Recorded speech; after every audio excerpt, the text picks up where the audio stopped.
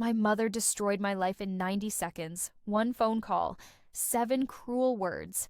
And everything I thought I knew about my family was a lie. She cut me off from millions, told me my dead father would be ashamed of me. For 3 months, I believed her. I cried myself to sleep thinking I was nothing, but yesterday a lawyer called with news that made my blood run cold.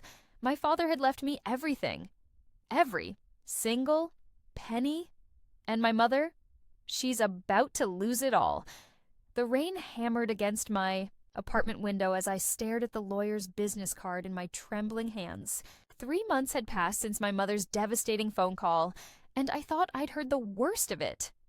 I was wrong. Let me take you back to where it all began. It was December 15th, 2023. I remember the exact date because it was supposed to be one of the happiest days of my life. Marcus had proposed the night before at our favorite restaurant, the same little Italian place where we had our first date 2 years ago. I was practically floating on air when I called my mother that morning. "Mom, I have amazing news." I practically sang into the phone. "Sarah, it's barely 9 a.m. What's got you so excited?" Mom's voice was groggy. She'd been sleeping in more often since Dad passed away 2 years earlier. Marcus proposed. "We're engaged." I squealed, admiring the beautiful diamond ring on my finger for the 100th time. The silence that followed felt like an eternity. "Mom, did you hear me?" "I heard you." Her voice had gone flat, emotionless. "And exactly when were you planning to bring this person to meet the family?" Something in her tone made my stomach drop. "His name is Marcus, Mom. And I was hoping maybe Christmas dinner. You'll love him, I promise. He's kind, successful. He treats me like a queen." "What does he do for work?" she interrupted sharply. "He's a pediatric surgeon at Children's Hospital. Mom, he saves kids' lives every day. Dad would have been so proud." "Don't." Her voice turned to ice. "Don't you dare bring your father into this." I felt confused, hurt. "Mom, what's wrong? I thought you'd be happy for me." "Send me a picture of him." "What?" "You heard me. Send me a picture of your fiancé, right now." With shaking fingers, I scrolled through my phone and sent her a photo from our vacation last month. Marcus and me laughing on the beach, his dark skin glowing in the sunset, his smile brighter than the sun. The phone went dead silent for a full minute. When she spoke again, her voice was barely above a whisper, but it cut through me like a blade. "You're choosing him over your family?" "Mom, what are you talking about? There's no choice to make." "There absolutely is a choice, Sarah," she exploded.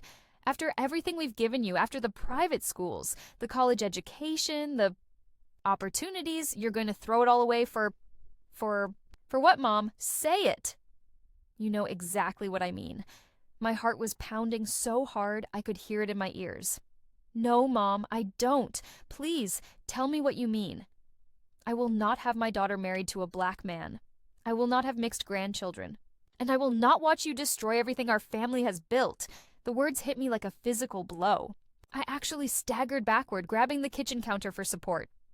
"Mom, I can't believe you just said that. Your father and I raised you better than this. We gave you everything, and this is how you repay us?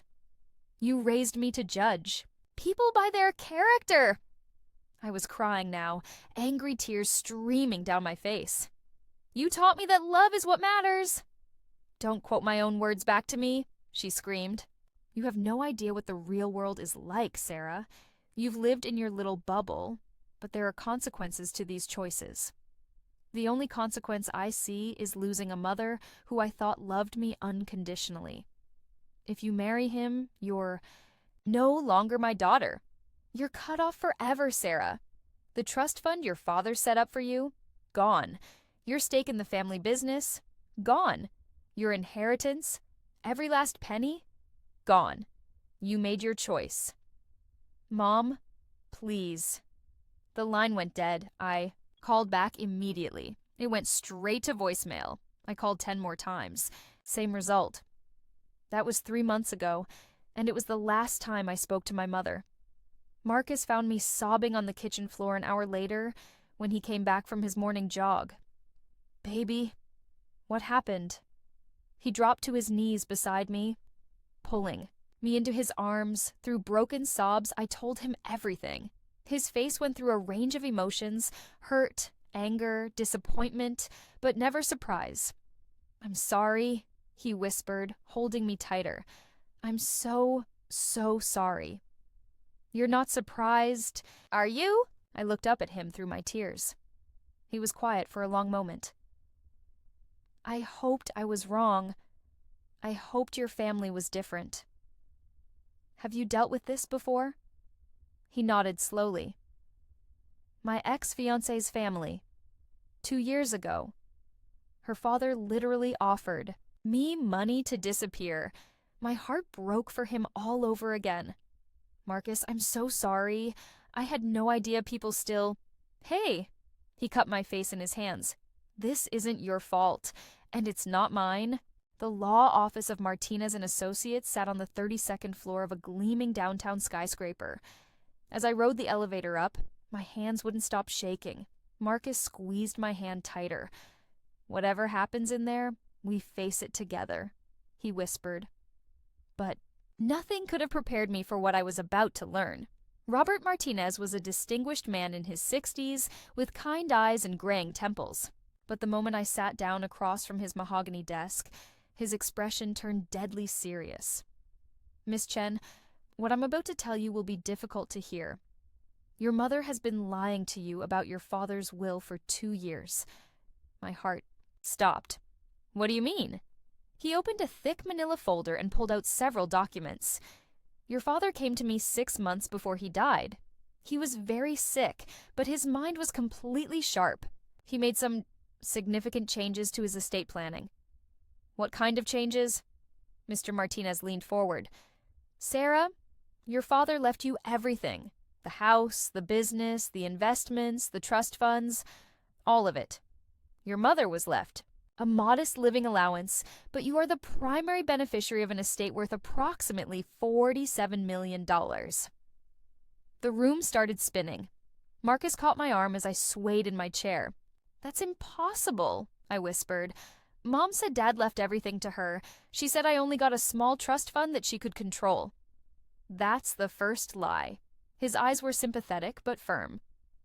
"There's more, Sarah. Much more." He handed me a sealed envelope with my name written in my father's familiar handwriting. "He asked me to give this to you on your 30th birthday, or if certain circumstances arose earlier." He paused. "Your mother's recent actions have triggered those circumstances." With trembling fingers, I opened the envelope. Inside was a letter, in Dad's handwriting, and several photographs that made my blood run cold. "My dearest Sarah, if you're reading this, it means your mother has shown her true colors. I had hoped I was wrong about her, but I prepared for this possibility. There are things you need to know about our family, about your mother, and about why I changed my will. First, the inheritance was never your mother's to control. I left everything to you because I know your heart, and I trust your judgment completely. Second, I need you to know the truth about why your mother really objected to your relationship. It's not what you think." I looked up at Mr. Martinez, confused. "What does he mean?" "Keep reading, Sarah. The photographs I've included will explain everything. Your mother has been living a double life for 20 years.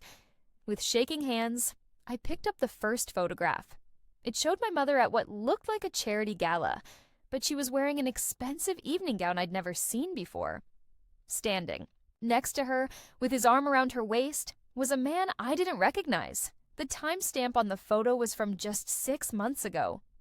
"I don't understand," I muttered, flipping to the next photo. This one showed the same man kissing my mother outside an expensive restaurant. The timestamp was from last year, while Dad was still alive and fighting cancer. Marcus leaned over to look. "Sarah, who is this man?" Mr. Martinez cleared his throat. "That's Richard Blackwood. He's been your mother's companion for the past 3 years." The room felt like it was closing in on me. 3 years? But Dad only died 2 years ago. Yes, your mother was having an affair while your father was dying of cancer. I felt like I was going to be sick. But there were more photos.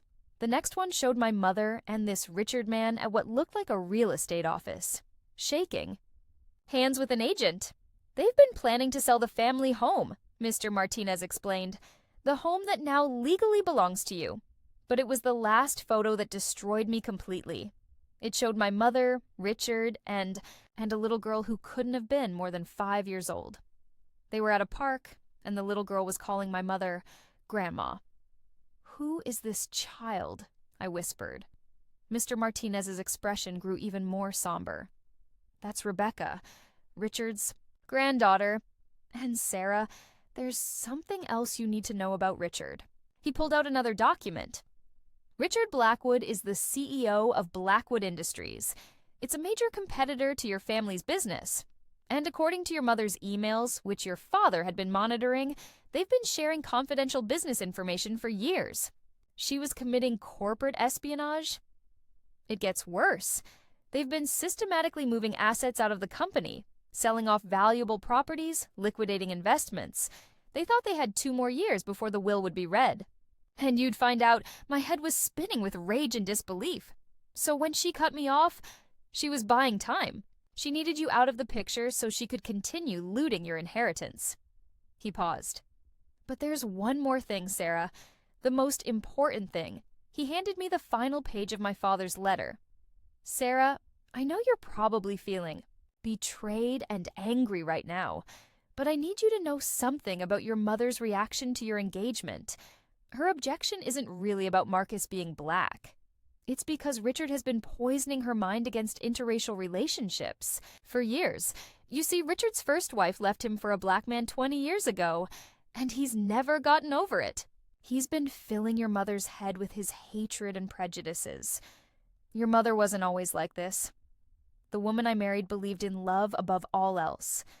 But 3 years of manipulation from a bitter, racist man changed her. I don't expect you to forgive her easily.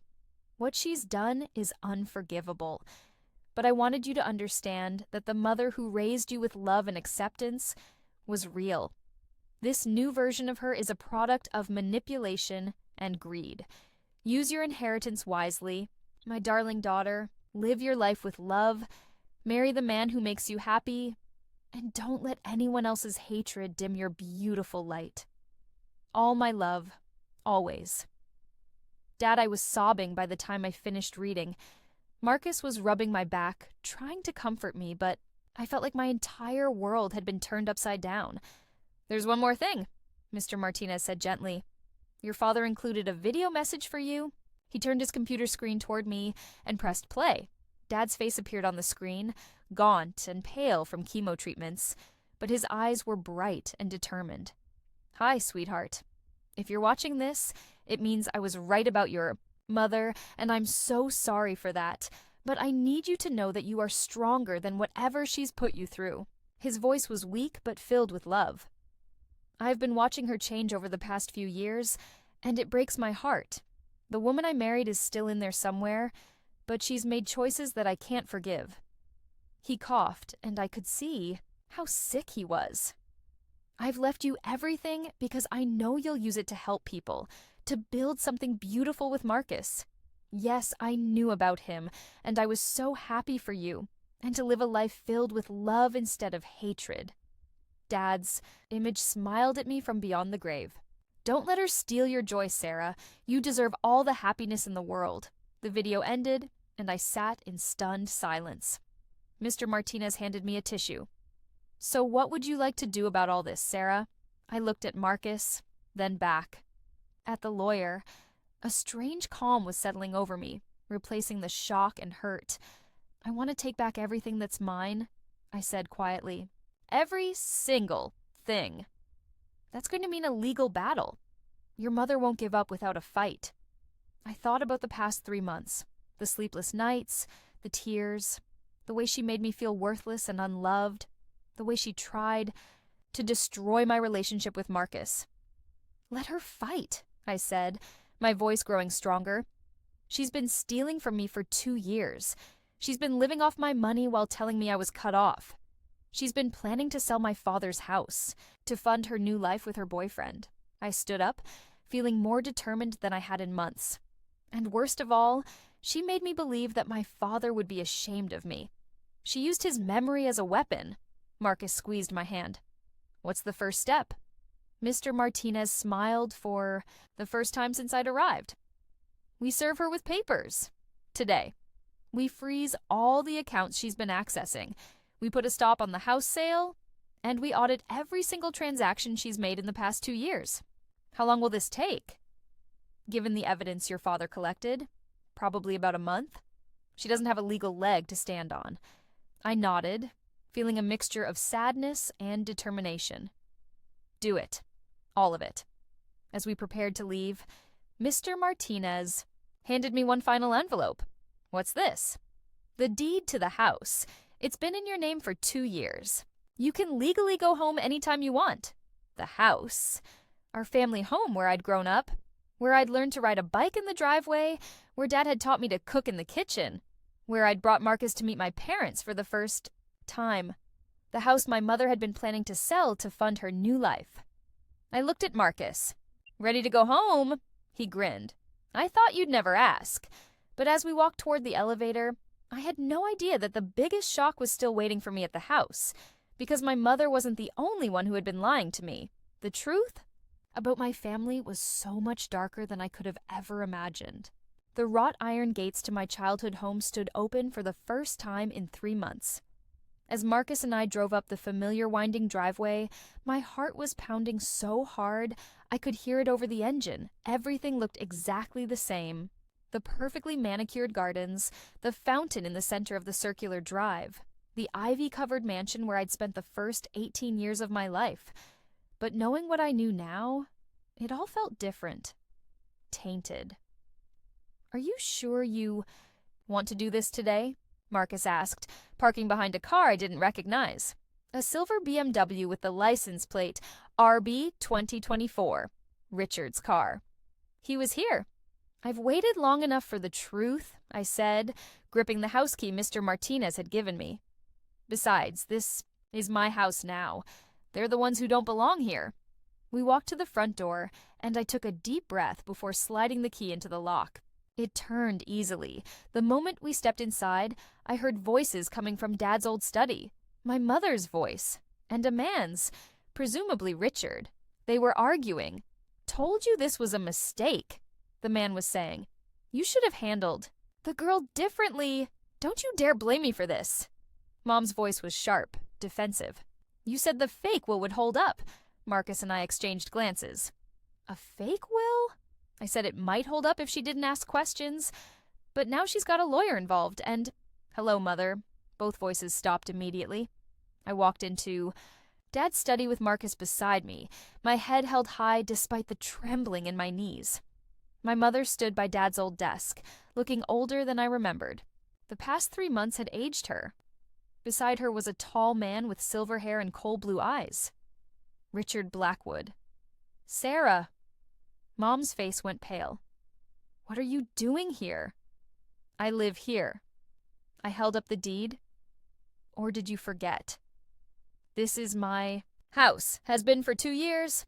Richard stepped forward, his expression calculating. Now see here, young lady, I wasn't talking to you, I said coolly. In fact, I'd like you to leave. Now. Sarah, please, Mom said, her voice suddenly desperate. Let me explain. Explain what? How you've been stealing from me for 2 years? How you faked Dad's will? How you've been having an affair since before he died? Mom sank into Dad's leather chair, all the fight going out of her. How did you find out? Dad knew everything. I pulled out the photographs and scattered them across his desk. He documented all of it. The affair, the embezzlement, the fake will, the corporate espionage, everything. Richard's face turned red. That's impossible. He was too sick to... What? To notice his wife was betraying him while he was dying of cancer? My voice was rising. To see that his business partner was stealing company secrets? To realize his wife had forged his will? Mom was crying now, but I felt no sympathy. Not after what she'd put me through. Sarah, You have to understand." She sobbed. "After your father got sick, I was so lonely, so scared. Richard was there for me when Dad was getting chemotherapy, when he was throwing up from the treatments, when he was fighting for his life. I was shaking with rage. That's when you decided to cheat on him? It wasn't supposed to happen," she cried. It just did. And the racism, the horrible things you said about Marcus, did that just happen too?" Richard shifted uncomfortably, but Mom looked confused. "What are you talking about?" I stared at her in disbelief. "You told me Dad would roll over in his grave if he knew I was marrying a black man. You said I was throwing my life away. You disowned me." Mom looked genuinely confused. "I was upset, but I never said those things because he was black. I said them because I thought you were making a mistake by what?" She glanced at Richard, and suddenly something clicked into place. "You told her to say those things," I said, turning to Richard. "You put those words in her mouth?"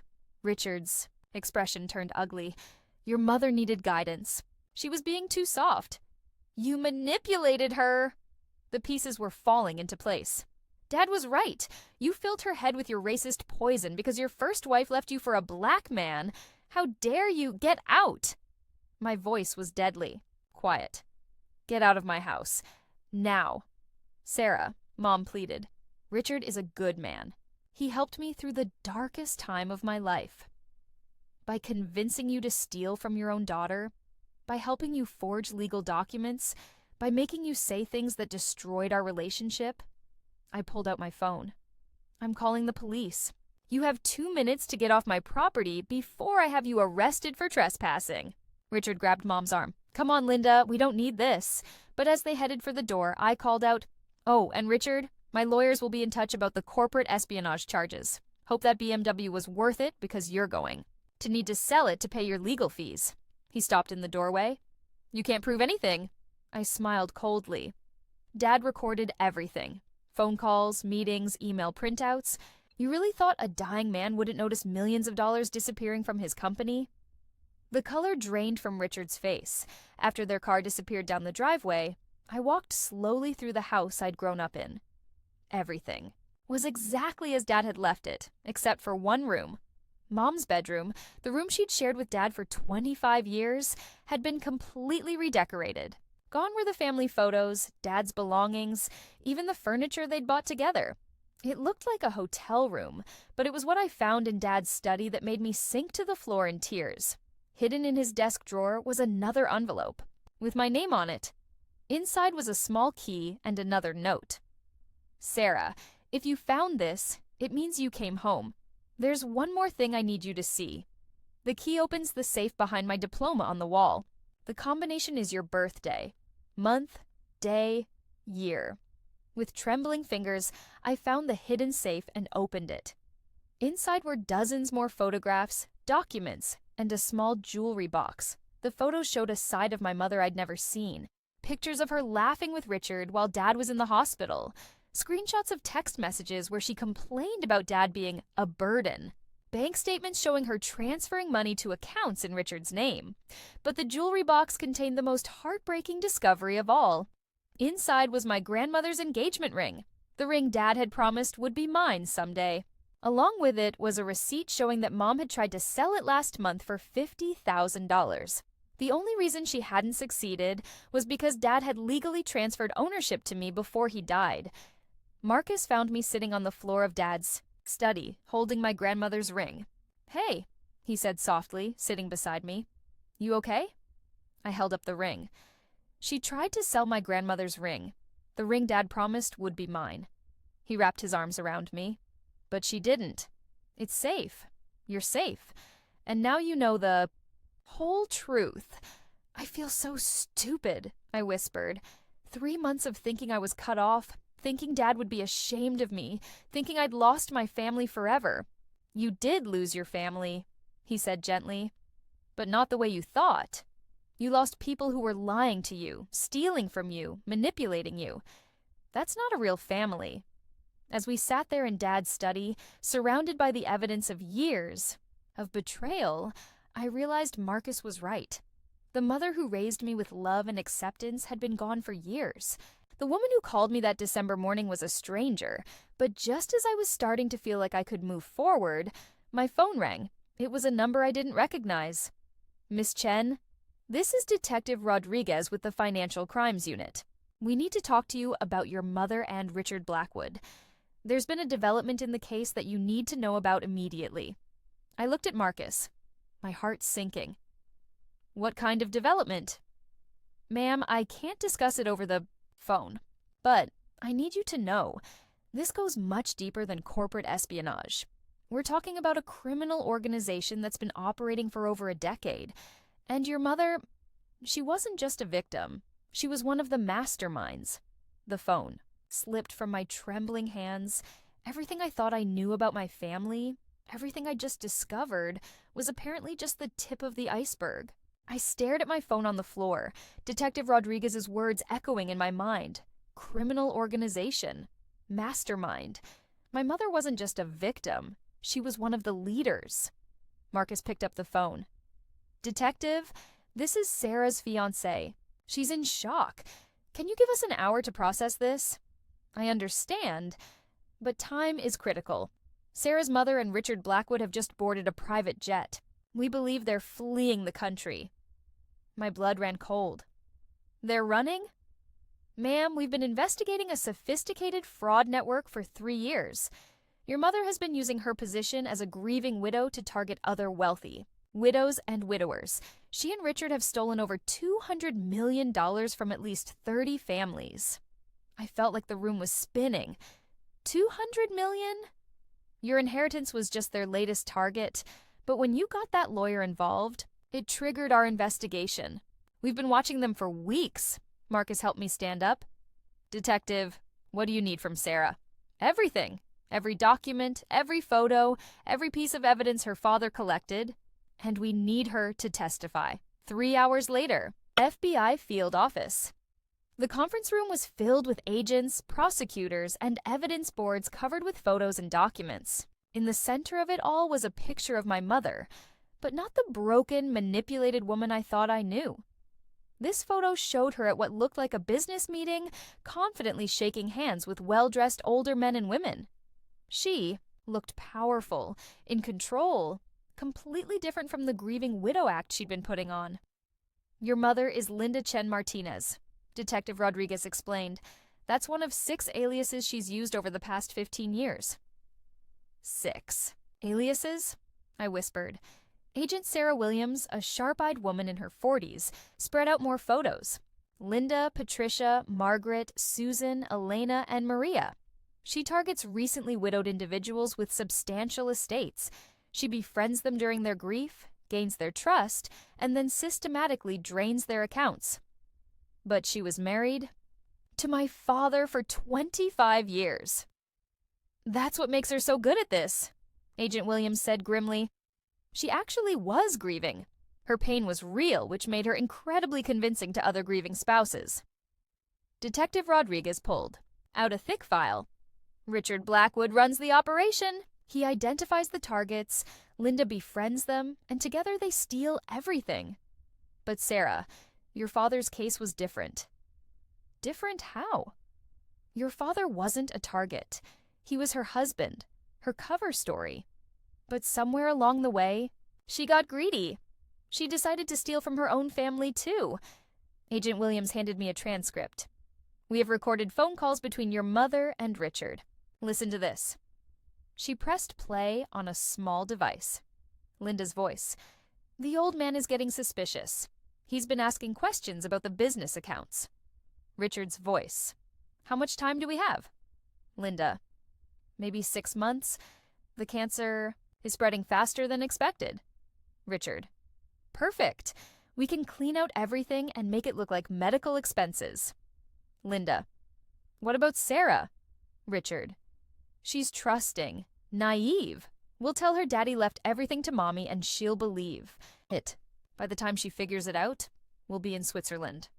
I felt sick. They had been planning Dad's financial elimination while he was dying. There's more, Detective Rodriguez said gently. Your father wasn't as sick as they thought. He had weeks, maybe months left, but the medications your mother was giving him? What medications? Agent Williams pulled out a medical report. Your father's oncologist never prescribed half the pills your mother was giving him. She was slowly poisoning him to speed up his passing. The room went silent except for my sharp intake of breath. She eliminated him? My voice was barely a whisper. We believe so, but we need more evidence to prove it. The evidence room. They showed me everything. Bank records showing my mother had stolen from dozens of families, photos of her with her victims, playing the role of a caring friend while draining their life, savings, email chains where she and Richard laughed about the stupid old people they were robbing, but the most damaging evidence was a video call recording from 2 months ago. On the screen, my mother and Richard were in what looked like a luxury hotel room, champagne glasses in their hands. Richard: to Linda Martinez, the most convincing grieving widow in the business. Linda, laughing: I almost feel bad about some of them. That woman in California really thought I was her friend. Richard: don't go soft on me now. We're so close to retiring. Linda: what about Sarah?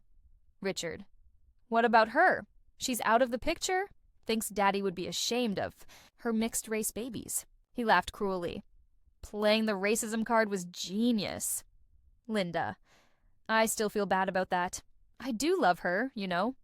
Richard: love doesn't pay for our retirement villa in Switzerland, sweetheart. I was shaking with rage by the time the video ended. She never loved me, I whispered to Marcus. It was all just part of her cover. But Agent Williams shook her head. Actually, Sarah, I think she did love you. That's what makes this case so unusual. What do you mean?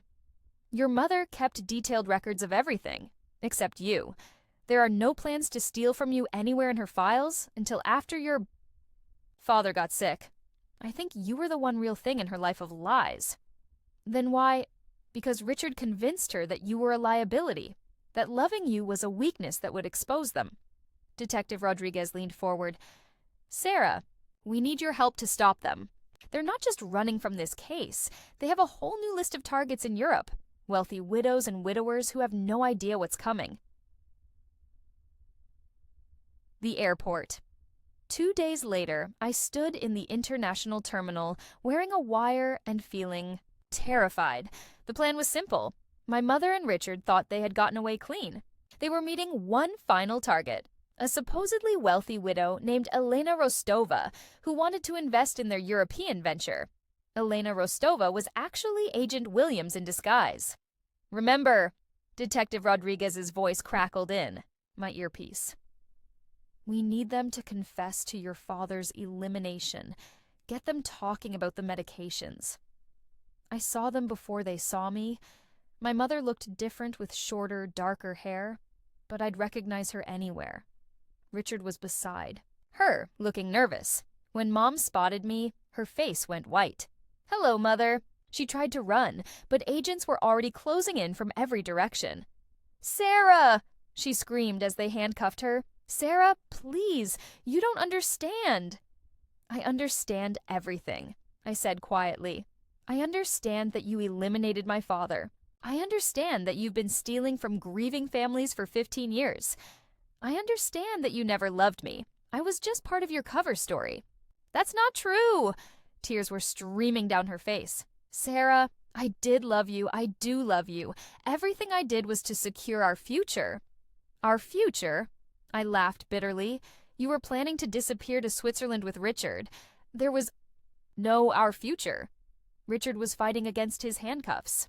You stupid girl. Do you have any idea what you've done? We had everything planned perfectly. Yeah, I said. I ruined your perfect plan to steal from more grieving families. My heart bleeds for you. But it was what my mother said next that broke my heart completely. The medications, she sobbed. I never meant for them to hurt him so much. I just wanted him to stop suffering. The cancer was so painful, and he was getting worse every day. I thought I was being merciful. Detective.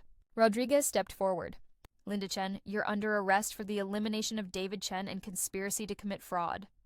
As they led her away, She looked back at me one last time. Sarah, I'm sorry. I'm so sorry. I loved you both, but I got lost somewhere along the way. Your father was a good man, and you deserve so much better than what I gave you.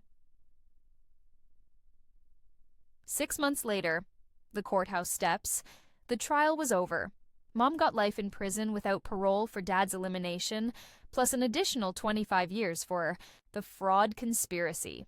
Richard got 30 years. They recovered $847 million in stolen assets from accounts all over the world. The victims would get most of their money back. I stood on the courthouse steps with Marcus, finally feeling like I could breathe again. "How do you feel?" he asked, squeezing my hand. "Empty," I said honestly, but also free. The mother I'd grieved for 3 months had never really existed. The woman who raised me was already gone long before that December phone call. She'd been replaced by someone I didn't recognize, someone who could eliminate her own husband and steal from grieving families. But in a strange way, I was grateful for the truth. Because now I knew that when she cut me off, when she said those horrible things about Marcus, when she made me feel worthless, that wasn't really her anymore. That was the criminal she'd become. 1 year later, our new home. Marcus and I bought a smaller house across town, away from all the memories and lies. We kept some of Dad's things, his books, his photos, his coffee mug that said "World's Best Dad," but we started fresh with everything else. I used part of my inheritance to set up a foundation for families who've been victims of financial fraud. We help them recover their stolen assets and provide counseling for the trauma of being betrayed by someone they trusted. Every week, I get letters from people who've been through similar situations, people whose own family members stole from them, lied to them, manipulated them. I write back to every single one because I know how alone you feel when the people who are supposed to love you turn out to be strangers. Last month, I got the most wonderful news. Marcus and I are expecting our first baby, a little girl. We're going to name her Grace, after my grandmother, whose ring I now wear every day. Sometimes I wonder what my mother thinks about in her prison cell. Does she regret the choices that led her there? Does she miss the daughter she threw away for money and lies? I'll never know, because I've never visited her, and I never will. She made her choice when she decided that money was more important than family. When she chose Richard over her own husband and daughter. When she chose lies over love. The final. Phone call 3 weeks ago, I got a call from the prison. Mom was dying. Lung cancer, just like Dad. She had maybe a month left, and she was asking to see me. I said no. The chaplain tried to convince me. She's truly repentant, Sarah. She wants to make amends. Some things can't be fixed with an apology, I told him. Some betrayals are too deep to forgive. She died last Tuesday, alone. The prison sent me her personal effects, just a few letters and photos. Most of them were pictures of me growing up. Birthday parties, graduation, family vacations back when we were actually a family. On the back of each photo, she'd written little notes. Sarah's first day of school. So proud of my smart girl. Sarah's sweet 16. She's growing into such a beautiful woman. Sarah's college graduation. She's going to change the world. The last photo was from my engagement party 2 years ago, before everything fell apart. Marcus and I are laughing, my ring sparkling in the light, surrounded by friends who loved us. On the back, in shaky handwriting that showed how sick she was, Mom had written, "I was wrong about everything. He makes her happy. I should have celebrated their love instead of destroying it. I'm sorry I'll never meet my grandchildren. Tell them their grandmother loved their mother more than life itself, even when I forgot how to show it." I cried when I read that. Not because I forgave her. I don't think I ever will completely. But because somewhere in that criminal, that manipulator, that person who eliminated my father, there was still a tiny piece of the mother who used to sing me lullabies and kiss my scraped knees. That piece of her died in prison, alone and full of regret, knowing she'd thrown away everything that really mattered for money that never brought her happiness. Today, Marcus is painting the nursery while I sit in Dad's old rocking chair, reading one of his favorite books. Sometimes I can almost feel him here with us, proud of the life we're building, proud that we chose love over hatred. My mother cut me off forever, thinking she was punishing me. She had no idea she was setting me free. Free from her lies. Free from her manipulation. Free from the toxic legacy she was trying to pass down to me. My daughter will grow up knowing that family isn't just about blood. It's about love, trust, loyalty, and honesty. She'll know that the people who truly care about you will celebrate your happiness, not try to destroy it. And she'll know that sometimes the greatest inheritance isn't money. Sometimes it's learning who deserves your love and who doesn't. The phone on my nightstand buzzes with a text from Marcus. "Crib is ready. Come see." I put down Dad's book and walk toward my real family, the one built on truth instead of lies, love instead of greed, hope instead of hatred. Behind me, the afternoon sun streams through the window, lighting up a photo on the side table. It's the three of us, me, Marcus, and Dad, taken just a month before he died. We're all laughing at something silly Marcus said, and Dad's eyes are bright with joy as he looks at the man who makes his daughter happy. That's the family that matters. That's the legacy worth inheriting. And that's the story I'll tell my daughter someday. Not about the mother who betrayed everyone she was supposed to love, but about the father who loved her so much that even from beyond the grave, he made sure she'd be safe, happy, and free. The end. Some families are bound by blood, others by choice. The strongest families are built on love, trust, and truth. And those bonds can never be stolen, no matter how much money is involved. Thank you for following Sarah's journey from betrayal to healing, from lies to truth, from a broken family to a chosen one. Sometimes the end of one story is really the beginning of a much better one.